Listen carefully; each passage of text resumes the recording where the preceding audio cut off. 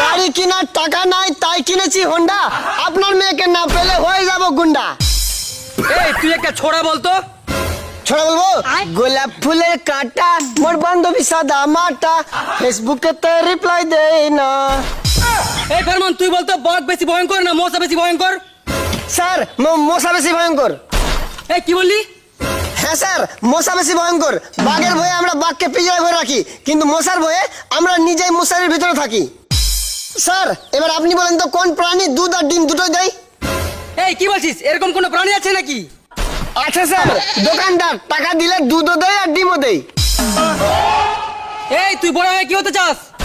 Sir আমি বড় হয়ে দাঁতের ডাক্তার হতে চাই।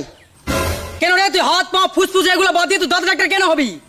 স্যার মানুষের হাত পা কিডনি ফুসফুস এগুলো তো একটা দুটো করে আছে, কিন্তু দাঁত তো 32টা আছে, যে কোনো একটা খারাপ হলে আমার কাছে আসবে। স্যার